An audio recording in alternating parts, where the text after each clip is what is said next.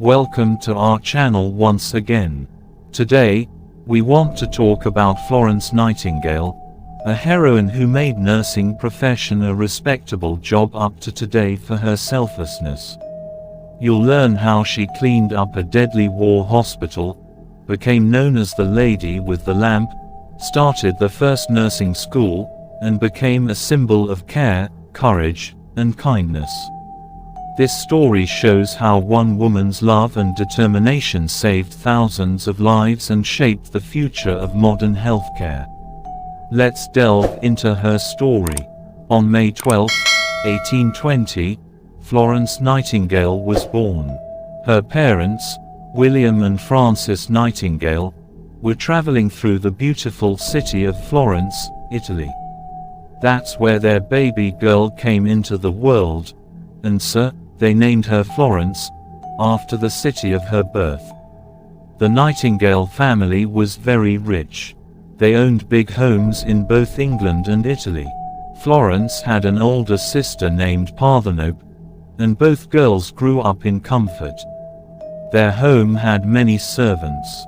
They wore fancy clothes, ate fine food, and were expected to become proper ladies who would one day marry wealthy men.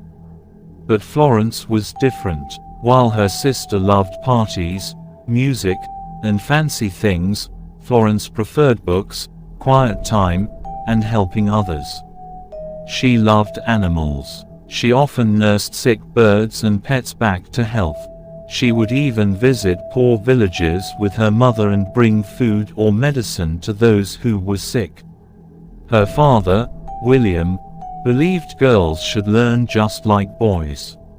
So he gave Florence an excellent education. She learned math, science, history, languages, philosophy, and literature. She could speak French, German, Italian, and Latin. She was very smart, even smarter than most boys her age. But Florence's heart was not in books alone. She believed her life had a purpose. At age 17, she felt a strong calling, deep inside her heart, that she was meant to help the sick and the suffering. She believed it was a message from God. When she told her parents she wanted to become a nurse, they were shocked. Her mother was angry. Her father tried to change her mind. Back then, nursing was not seen as a noble job. Most nurses had no training and were considered dirty, uneducated women. Rich girls like Florence were expected to stay clean, marry a wealthy man, and never go near blood or hospitals. But Florence refused to give up. She began reading about hospitals, hygiene, and health on her own. She visited real hospitals and watched how things were done. She learned in secret, and later, she was allowed to train properly at a nursing school in Kaiserwerth, Germany, when she was 31. There, she learned how to take care of patients, clean wounds, organize rooms, and manage hospital supplies. She worked long hours and showed real dedication. People noticed she was different, kind, wise, and firm.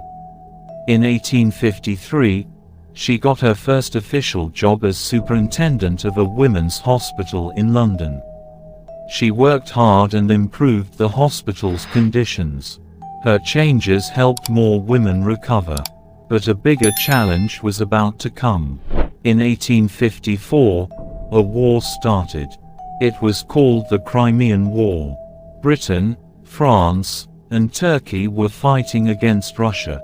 Many British soldiers were hurt and sent to army hospitals far away. One of the largest was in a place called Scutari, near Istanbul in Turkey. Soon, terrible reports started coming back from the war. Thousands of soldiers were dying in hospital beds. But not from gunshot wounds.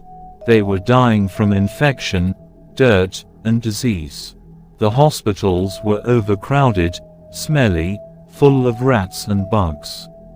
There were no clean sheets, no fresh food, and very few doctors. When the British government heard this, they were angry and sad. The government didn't know what to do. That was when Florence was asked to help. She was chosen to go and fix the situation. Florence accepted the mission without fear. She gathered 38 nurses, packed supplies, and traveled over 500 miles by boat and horse to reach Scutari. What she saw when she arrived shocked her to her core. The hospital was not really a hospital. It was a dirty, dark, broken down building. Blood and human waste covered the floors.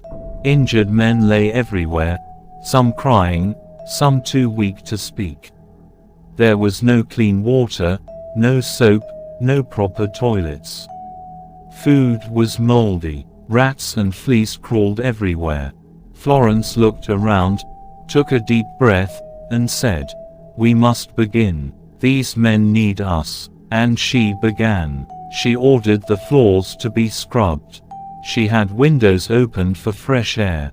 She brought in clean sheets, better food, and organized the nurses into teams. She made a place to wash clothes.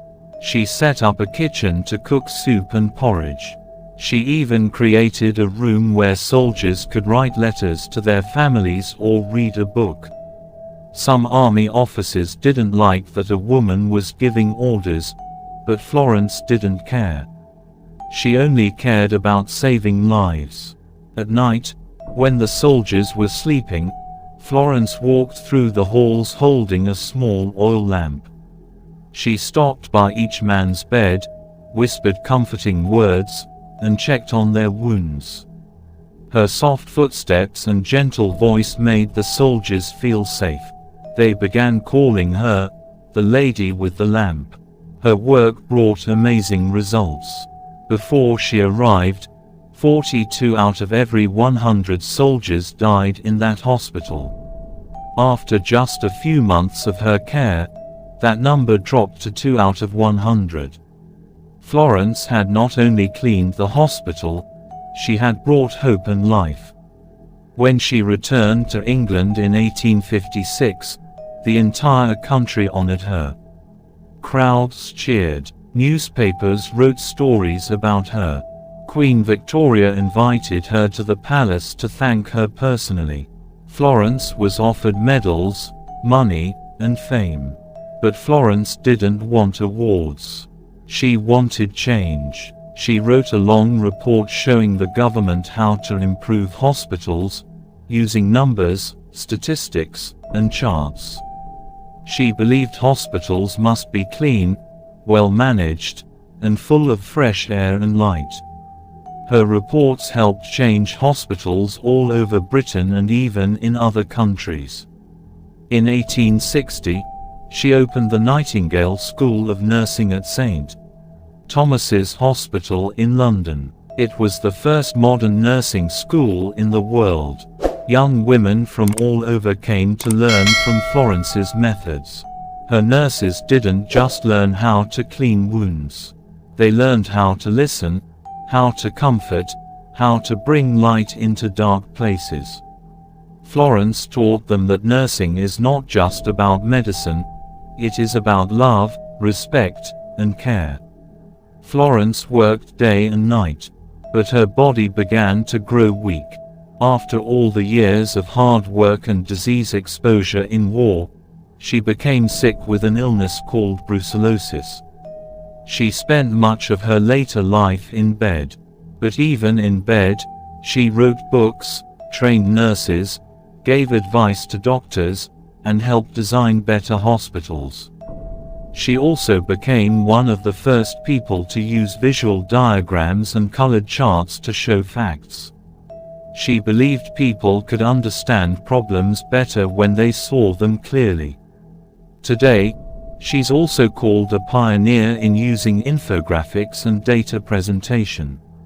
Florence Nightingale lived a quiet life in her final years. She turned down many awards and titles. She believed that the work was more important than the praise. She passed away peacefully on August 13, 1910, at the age of 90. She had lived a full, meaningful life, not for fame, not for money, but for others. Her legacy. Florence Nightingale changed the world in many ways. She made hospitals cleaner and safer. She showed that women can lead, teach, and change the world. She started the first proper nursing school. She helped make nursing a respected profession. She saved thousands of lives, and her ideas are still saving lives today. Her birthday, May 12th, is now celebrated every year as International Nurses Day, a day to thank nurses everywhere for their love, hard work, and sacrifice. Even today, if you walk into a hospital and see clean beds, fresh air, kind nurses, and organized care, you are seeing the shadow of Florence Nightingale. She was just one woman, but she lit a lamp that still burns in every nurse's heart. The end. Like video, comment, subscribe to the channel and share.